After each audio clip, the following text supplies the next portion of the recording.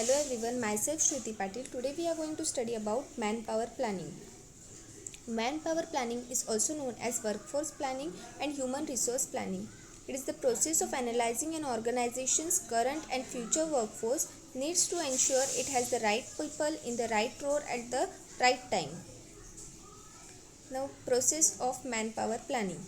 It is first is objective of HR planning, then current manpower stock, demand and supply forecasting, then determining net requirement, redeployment and redundancy, next employee development, then training development, and last is the evaluation of HR planning.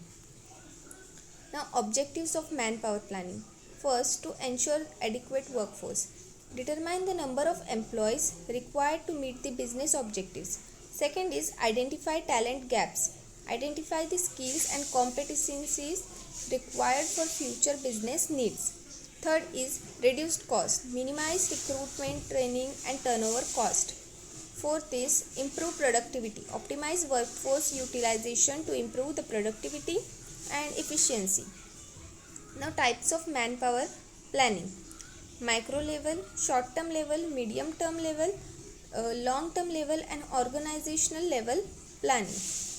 With manpower planning, organizations can access their workforce needs, plan ahead to meet those needs so they can maintain a steady supply of employees.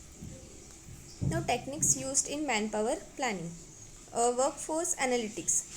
Use data analytics to analyze the workforce trends and patterns. Next is forecasting models. Use statistical models to forecast the future workforce needs. Next is skills inventory. Maintain a skills inventory to identify the talent gaps. Last is succession planning to identify and develop the future leaders. Now, challenges in manpower planning: uncertainty, talent shortage, and changing workforce demographics. Now, why do you need a manpower planning expert? As a manpower planning expert, we play a key role in talent development, enabling your company to nurture internal talent and adopt market changes. Real life example includes Amazon workforce planning. Amazon rapid growth and expansion into new markets requires a strategic approach to manpower planning. The company uses data analytics to forecast the future workforce needs and develop targeted recruitment. IBM's workforce transformation. IBM's manpower planning strategy involves transforming its workforce to meet the changing needs of the business.